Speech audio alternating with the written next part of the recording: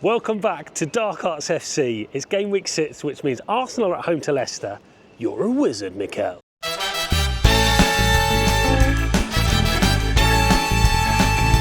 Yes, we are back outside the Emirates Stadium once more. Finally, at long last, we have a home Premier League tie. It seems like ages since we had game week 1 here with Wolves.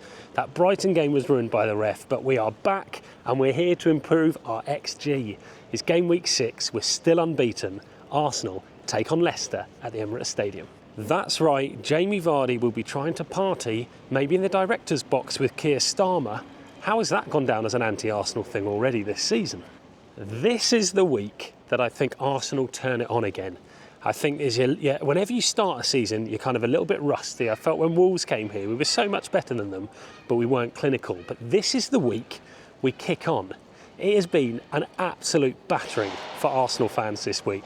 After that 2-2 draw at Man City, which we all loved, the rest of the Premier League told us that we didn't score enough goals, we were too defensive, our discipline was poor, and the stats backed it all up. Well, here's the thing, you can't make these stats work for you if 5 games into the season you've played away at Villa Park and won, played away at Tottenham Hotspur and won, played against Manchester City, who, to be honest, didn't really want to score against us. A draw. We might be lagging down in 17th for most XGs or goals or whatever stats you want to put in the mix, but I suspect this is the week that Arsenal do step it up against Leicester in what is a pretty shaky start to the season for the newly promoted side. I think Arsenal will take that handbrake off. We saw a little bit of that against Bolton earlier in the week in a 5-1 win where the kids really stepped up. If you haven't seen the highlights, look out for Ethan Nwaneri. He's going to be a superstar. What can we talk about as we go round this week? What has changed since last week? Well, who's starting between the sticks? Somehow, 16-year-old Jack Porter started in goal against Bolton because of a David Raya injury. There's every reason to think that David Raya might not be fit for the weekend. He didn't look that injured, let's be honest about it. It might be a case of he just needed a game off, a game to recover. That Man City game, he took a lot of flack for going down, for taking too long at goal kicks, or whatever you want to kind of pin on Arsenal. It all got pinned on David Raya, when in reality, he was one of the players of the game and really did step up in pretty adverse situations. So I think David Raya does start for us, but if he doesn't, there is a big question mark on who starts. Do you bring a debut for Neto, 35, from Bournemouth, never played for us? Do you let Jack Porter have yet another go at 16 years old? Surely not. It'll be an interesting one. In defence, though, we do look a bit more stacked for options. Tomiyasu is back in training, which is great. Timber wasn't there midweek, but I think will be fit.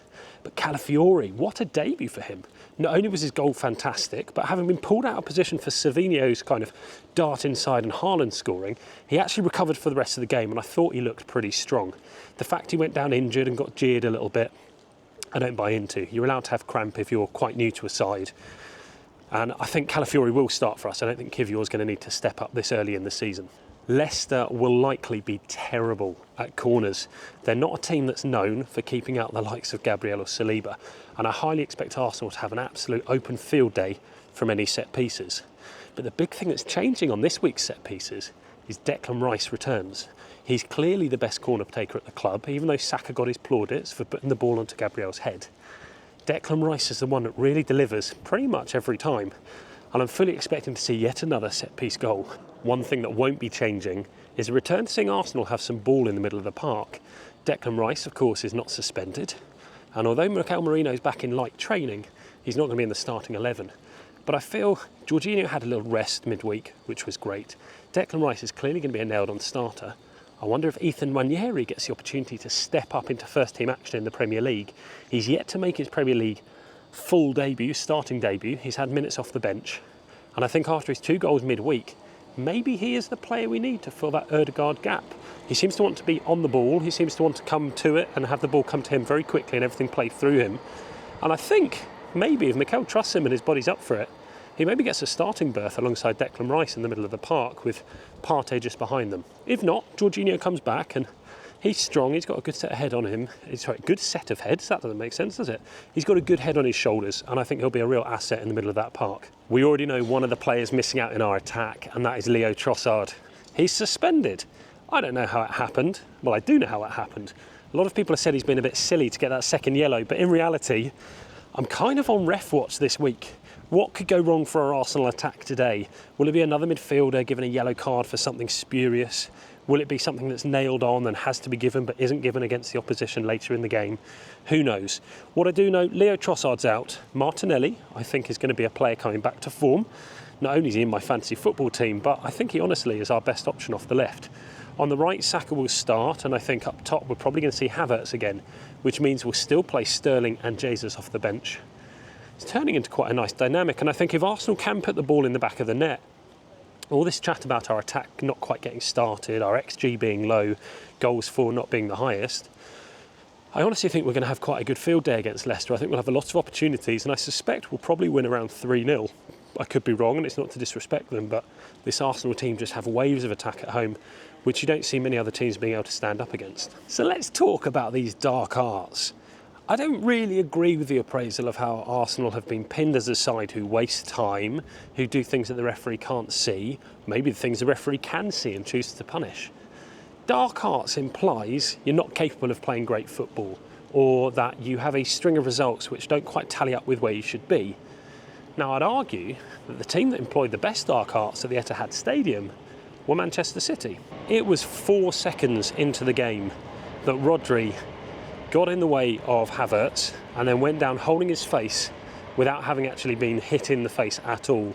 It was clearly an attempt to get a card against Havertz, or to put a seed of doubt in the mind of the referee in a fixture that's yielded 3 red cards in its last 5 at the Etihad. It wasn't a surprise to see an Arsenal player sent off, if I'm honest. The way that Havertz, time and time again, just didn't challenge in the air but went straight for the man. Reckless barges is what we heard on the VAR. No card given. Throwing the ball at the back of Gabriel's head. I don't know if you could get a darker art than that. But in reality, the thing that really disappointed me was the amount of players that really were around the referee after something went wrong for City. Whether it was the first goal, they all surrounded the ref. Whether it was the second goal, they all surrounded the ref. Whether it was Trossard kicking the ball away, they were all round him again. And I think all day, this Guardiola side have shown that not only they're a bit rattled, but they don't really have the discipline to lose. Yes, it's fine when you win, but when you don't win, it looks really bad. And this fake dialogue about Arsenal having dark arts is just, well, it's just propaganda, let's be honest about it. This Arsenal team turned up to play football, they went down to 10 men, and they had to shut up shop to keep a result.